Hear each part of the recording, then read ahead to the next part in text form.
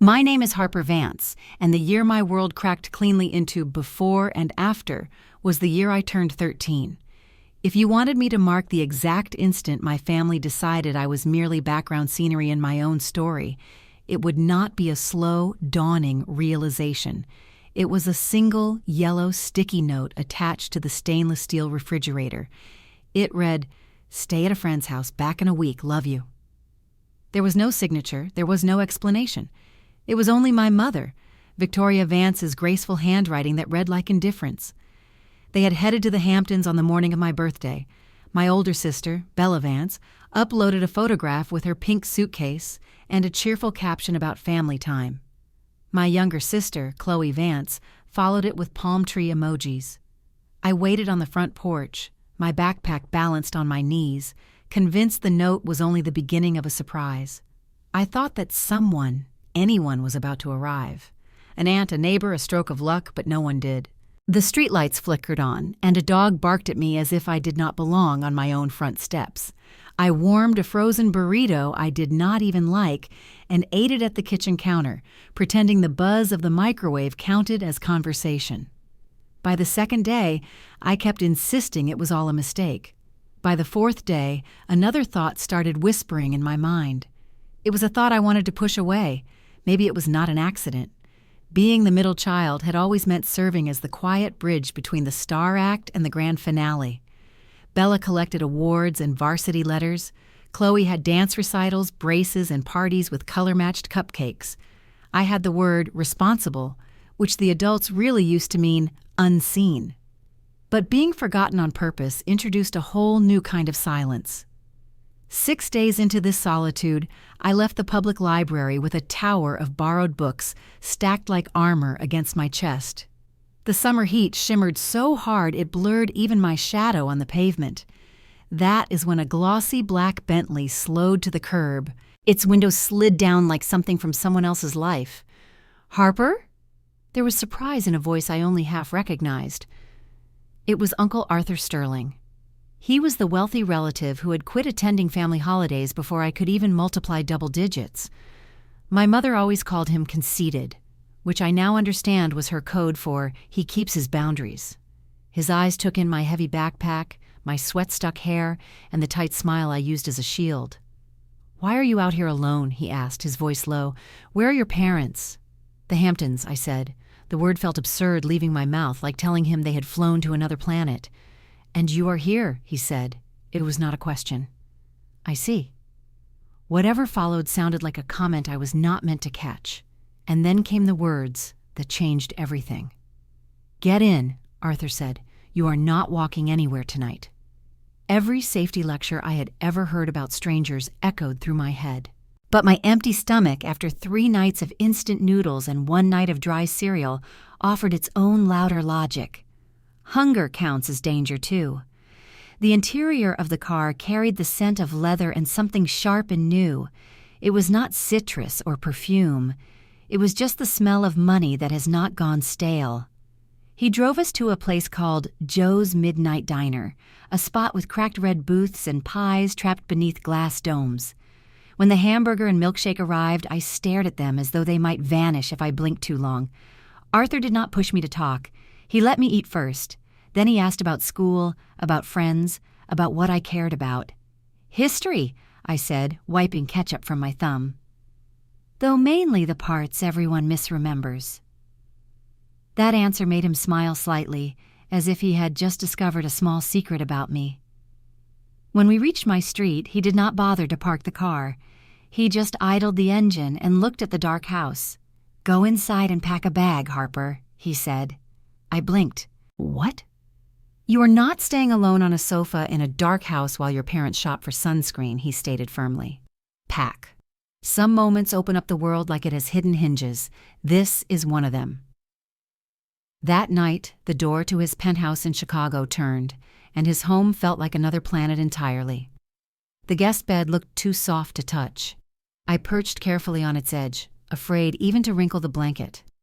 Arthur leaned against the doorframe, looking like he planned to sleep upright forever. I whispered that I did not want to mess up his sheets. "They can be washed," he said with a half smile that held warmth instead of mockery. Things exist to be used, not feared. Morning came with orange juice poured into a real crystal glass. At home, our cups were plastic souvenirs that still smelled faintly of the dishwasher. I held his glass as if it might break from being looked at wrong. "It is just juice, not a legal agreement," he teased. "Drink." When my teacher called later that week to ask who would attend my parent-teacher meeting, Arthur did not pause before answering. "I will." The calm weight of those two words loosened something inside me that had been clenched for months. I did not know what to do with generosity. When he bought me jeans and a sweater, I hid the price tags, convinced he would want to take them back. When he handed me lunch money, I saved it and ate crackers, because spending his money felt like trespassing. It took 12 days before he found me in the kitchen at midnight, crouched over a cereal box. "Why?" he asked from the doorway. "Are you rehearsing to be a raccoon?" I told him I did not want to take too much. He opened the refrigerator, scooped leftover pasta into a bowl, warmed it, and pushed it toward me. "If it is in this house, it belongs to everyone who lives here," he said, looking me directly in the eye. "That means you too." I nodded, swallowing against the sting in my throat, determined not to let tears fall into the pasta. Crying seemed extravagant, and I did not want to feel indebted. I kept expecting the front door to shake with the arrival of my parents, Victoria and Charles. I expected them to demand I come back like something borrowed too long. But the days kept passing. Then weeks passed. There was no knock on the door. There was no telephone call. My sister Bella filled her social media feed with beach pictures captioned about eternal sisterhood, and Chloe posed with seashells pressed to her cheek. My name never showed up beneath any of it. I was 13 years old, and I was beginning to learn one impossible truth. I was not disposable. I had not been forgotten. I had only been misplaced. And someone had finally found my tab and slid me where I belonged. By the time I turned 14, Uncle Arthur had reached two conclusions about me. First, my posture was atrocious. Second, under that slouch, I carried promise. Life in the Chicago penthouse was not a vacation. It was an education. Arthur was not merely a caretaker. He was a collection of lessons disguised as daily life. He would tap my shoulder whenever I folded inward, trying to make myself smaller. "Stand tall, Harper," he would say, his voice echoing slightly in the hallway. "You are not punctuation. You are not a comma in someone else's sentence. People believe you more when you look like you already believe yourself." At first, it sounded like a line from a motivational poster, but eventually I started catching myself mid-hunch. I would straighten my spine, pretending to have confidence until the pretense began to feel real. Teachers at school noticed. I began speaking up, raising my hand, and even joining the debate club after Arthur bribed me with deep dish pizza. Arthur never preached about drive or gratitude. He lived them. When I asked for a new smartphone because Bella had posted a picture of her latest model, Arthur did not reach for his wallet. "That sounds great," he said, not looking up from his newspaper. "How much money have you saved?" I blinked. "None." "Then you will appreciate the telephone twice as much once you have earned it," he replied. So I got my first job bagging groceries at a local market down on State Street. My first paycheck read $73.16. I waved it at Arthur like a trophy. He did not take it. Instead, he drove me to the bank. "Two-part rule," he said, as we stood in the marble lobby. "Save half, spend half. That way you can enjoy today without robbing tomorrow." I rolled my eyes back then, but later I would realize that one sentence was the spine of everything I built. Holidays used to be something I dreaded. In the Vance household, holiday dinners felt like theater productions I had never auditioned for. But at Uncle Arthur's, Christmas carried a quieter rhythm. It was full in a truer way. Arthur's gifts were never extravagant, just chosen with extreme care. He gave me a gently used copy of To Kill a Mockingbird, a fountain pen that felt substantial in my hand, and a cashmere scarf he claimed matched my debate face. Meanwhile, my telephone buzzed with notifications. My parents, Charles and Victoria, along with Bella and Chloe, were posing beside palm trees and tables in Aspen that looked staged for glossy magazine spreads. No one ever wrote, "Wish you were here." The hurt still stung, but it no longer emptied me out the way it used to. It reminded me instead that I was learning what family could look like when it was not all for show. That first Christmas evening, as snow dusted the Chicago skyline, Arthur handed me a small box wrapped in gold paper. Inside lay a leather-bound journal with my initials, HV, pressed in gold leaf. "Write down what you notice," he said. "Even the silly things, especially those." I traced the texture of the cover. "Thank you," I managed to say. The words came out awkward. I was not used to owning something permanent. Later that night, another notification lit up my screen. It was a photo of the Vance family in identical pajamas beside a flawless tree. The caption read, "Vance Traditions." No tag, no message, not even a "we miss you." I stared until the picture blurred into colors and light. Then I glanced down at the journal resting on my lap. I flipped open to the first blank sheet. I wrote, "Things here are meant to be used, not feared." Then I wrote, "If something is inside this house, it belongs to everyone who lives within it." Finally, I added, "I am in this house." The words looked assertive, like I had borrowed someone else's courage. A few days later, Arthur passed me another small box. Inside was a silver keychain engraved with 2 words, "Work in progress." I looked up, confused. "A work in progress?" He smiled. "Because that is what both of us are, Harper. You are learning to build a life." "And you?" I asked. "I'm learning not to do it alone," he replied softly. Words failed me, so I just hugged him. It was clumsy, like 2 people trying to remember an old language, but he did not let go first. By the time I was 16, he began taking me to his office during the summers. I was terrified. I was surrounded by pressed suits, shining desks, and people who carried themselves like gravity worked differently for them. During introductions, Arthur leaned close and whispered, "Relax. They put their trousers on one leg at a time. Some even fall over doing it." I laughed, and the fear dissolved. That became our running joke whenever I felt small. "One leg at a time, kid." He taught me things no classroom ever touched. How to listen before answering, how to see what people meant instead of what they said, how to grip a hand like you meant it. "Half the world bluffs," he told me once, clasping a client's hand. "The other half apologizes for existing. Learn to do neither." That was the first time I believed that maybe, just maybe, I could build something more than just survival. I was becoming the architect of my own future, brick by brick. University had never been part of the script my parents, Victoria and Charles, wrote for me. Bella Vance was the prodigy with scholarships and perfectly curated essays.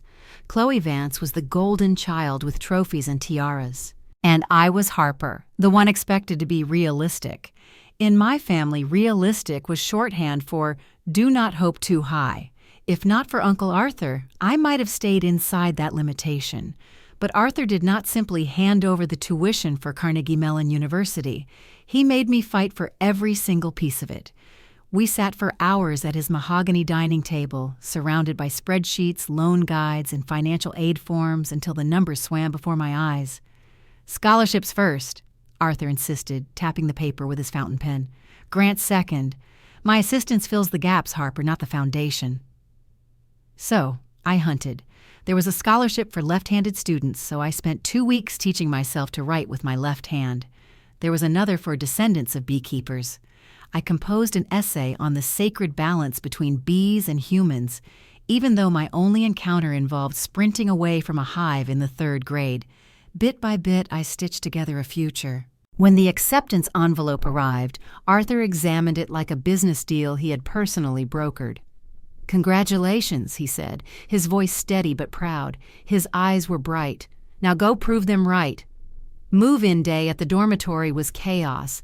Parents were juggling boxes, balloons were bobbing in the hallway, and mothers were crying in doorways. My parents did not come. There was not a message, not even a good luck. Arthur carried everything up 3 flights of stairs in the August heat. His linen shirt was sticking to his back, but he refused to let me take the heavy boxes. "This counts as my annual workout," he joked, wiping his forehead. "Do not tell my trainer I actually broke a sweat."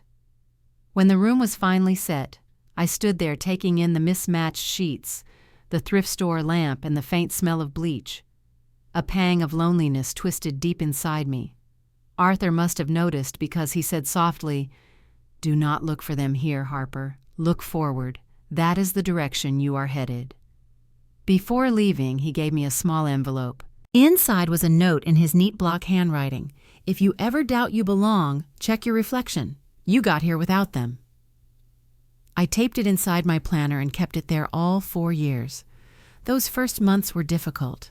I felt like an intruder in every lecture hall, the girl in secondhand shoes carrying canvas bags instead of luxury leather ones. But Arthur called every Sunday without fail, sometimes just to tease me. "So, Miss Dean's List," he would say. "Still living on ramen noodles and determination?" "Barely," I would reply. "Good," he said. "Struggle keeps you sharp." That rhythm steadied me. His voice was a kind of gravity. In my sophomore year, I met Liam Ross. He was the kind of person who could make a room exhale. We met volunteering at a community garden. He was actually planting vegetables. I was pretending to know how a shovel worked. He offered to show me. I rolled my eyes, but let him. We started seeing each other months later, slowly, carefully. Liam was not a hero type. He did not try to save me. He respected me, and that meant more than I had ever expected. During final examinations one night, he asked, "Why do you double-check everything, Harper, even the tiniest details?" I hesitated, then said, "Because for a long time, I was the mistake nobody fixed." He did not offer cliches. He just took my hand and said, "Then let us make sure no one overlooks you again." That was the moment I realized he truly saw me, not as the forgotten middle child, but as someone who had carved out her own light. By junior year, an old ghost surfaced. Vanessa, Liam's ex-girlfriend, was the kind of girl who reminded me painfully of my sister Bella. She could turn remorse into theater. She started turning up at campus gatherings, all smiles and polished charm, complimenting my clothing while her eyes swept the room for an audience. At first, I told myself I was imagining things. But one night, she let it slip that Liam had met her for coffee to help with a business plan. Later, when I asked, he told me the truth. "She reached out, said she needed advice," Liam said. I did not think it was a significant deal. It should not have been, but that old sting of being replaced and forgotten came rushing back like a reflex I could not control. That night, Arthur's words replayed in my mind. "Half the world bluffs, the other half apologizes for existing, do neither." So I did not accuse Liam, and I did not plead. I simply said, "Next time, let her find someone else's generosity." Liam nodded. There was no protest, no defensiveness. That quiet acceptance told me more than any speech could. By senior year, everything seemed to align like a long-delayed sunrise. I earned my degree in civil engineering, the same field Arthur once described as the art of creating what endures. Arthur sat in the front row at graduation. He was clapping so loudly the dean actually paused to look up. Afterward, he handed me a modest silver pen. "Use this to sign the contracts you will be proud of," he said. I smiled. "Not my autograph?" He chuckled. "One day. Build first, brag later." While others celebrated at parties that night, I stayed in my dormitory, rereading the journal he had given me when I was 13. The pages were filled now. Lessons, tiny victories, scrawled gratitude. One line stood out like a heartbeat. "If it is in this house, it belongs to the people in this house."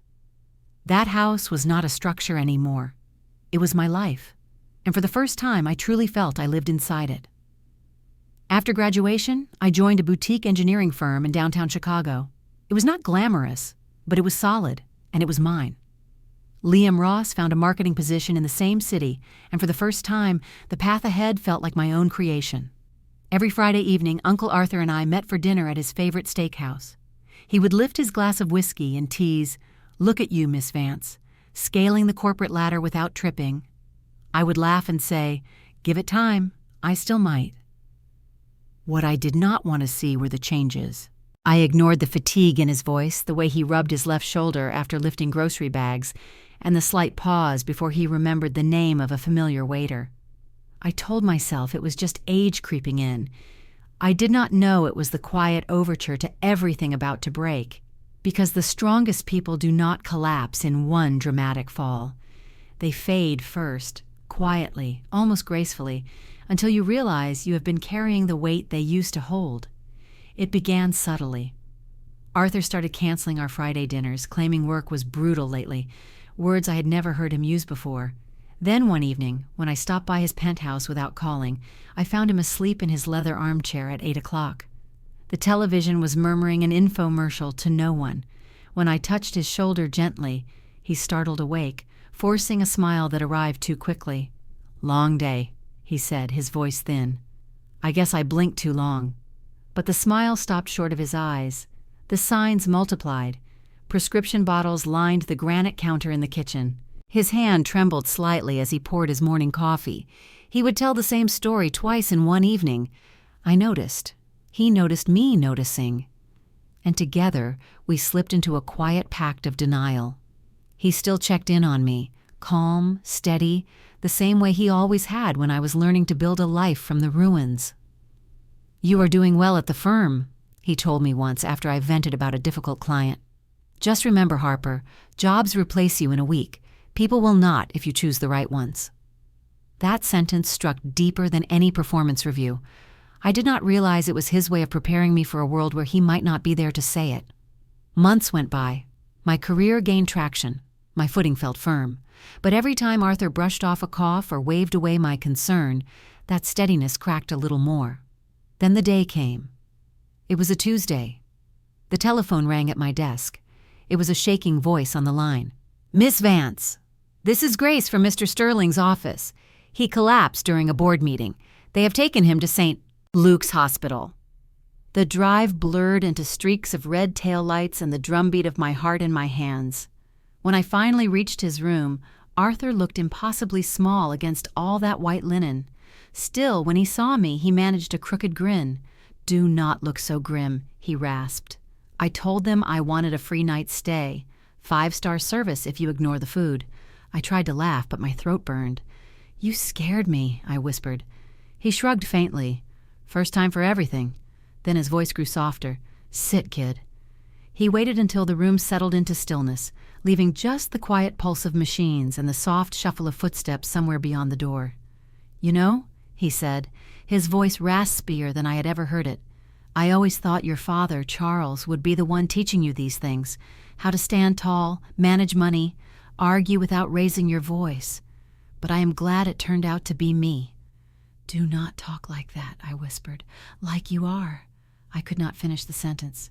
He gave that half smile again, the one that carried more comfort than words ever could. "Honest," he said, taking my hand, a rare gesture from him. "You have exceeded every single expectation anyone ever had for you, Harper. Just remember one thing." "What is that?" "You are not the extra piece. You never were." My vision blurred and I blinked fast, unwilling to let tears win. He caught the effort and smirked faintly. "If you get these sheets wet, you're paying the dry cleaning bill." I laughed and the sound cracked halfway through, but for a heartbeat it felt like the world had returned to normal. He stayed in the hospital a few nights, then came home. He was slower now, quieter, still pretending nothing had changed. We never brought up the scare again, but both of us knew something invisible had shifted between us. When the call came months later, I did not answer right away. It was early, the world still half asleep. The telephone buzzed again, then a third time. On the other end, Grace's voice cracked. "Miss Vance, I am so sorry. Arthur passed away in his sleep this morning." The world went soundless, as if someone had turned life's volume all the way down. I sat frozen on the edge of my bed, the telephone still clutched in my hand, staring at the wall as if sheer focus could force the world back into order. He was supposed to be okay. He was supposed to keep cracking jokes about aging and cholesterol, not disappear overnight. The following days dissolved into a blur of logistics, calls, documents, funeral arrangements. Arthur had named me the executor of his estate. Naturally, of course he had. No one else would know the details that mattered, which tie he called his serious one, which songs made him grimace, and how much he despised lilies and preferred simple white roses instead. The service was small and elegant, just the way he would have wanted. It was a mix of old friends, a few colleagues, and those rare people who truly mattered. I stood near his photograph, nodding through condolences that felt muffled, like I was underwater. And then they appeared. My parents, Charles and Victoria Vance. My sisters, Bella and Chloe. They walked into the chapel as if it were a red carpet event. My mother hid behind oversized black sunglasses large enough to conceal both her eyes and her conscience. My father shook hands with strangers, offering solemn words about what a loss to the family it was, despite not having spoken to Arthur in over 15 years. When they finally noticed me, their faces went through a storm of emotions: shock, guilt, and calculation, all tangled together. "Harper," my mother gasped, clutching my hand with cold fingers. "We had no idea you and Arthur were so close." I pulled away gently. "You never asked." My father cleared his throat, slipping into his practice tone, the one he used for country club speeches and business deals. "Your uncle was an extraordinary man," Charles said. "Generous, successful, always a part of the family." That last word almost made me laugh out loud. Family. Bella's voice chimed in. It was sugar over steel. "So do you know when the reading of the will is?" "I mean, Uncle Arthur was comfortable." Chloe gave an exaggerated sigh, adjusting her pearl earrings. "I just hope he wanted us to keep the family legacy together. The house, the cars, all that." For a second, I wondered if I was dreaming or trapped in some cruel play. He had not even been buried yet, and they were already circling the inheritance like scavengers scenting fresh spoil. I did not bother responding. I simply turned my back on them and walked away. Within a week of the funeral, the flood began. There were text messages, voicemails, and social media requests. My mother, Victoria's voice oozed false warmth through the telephone speaker. "Honey, we really should reconnect. Family is all we have." Then a direct message from my sister, Bella, slid into my notifications. "We should talk about estate matters soon," Bella wrote, while Chloe sent an emoji that tried to make grief look fashionable. Not long after, Uncle Arthur's attorney, Mr. Brooks, called me. "The reading of the will is scheduled for Monday morning," Mr. Brooks said.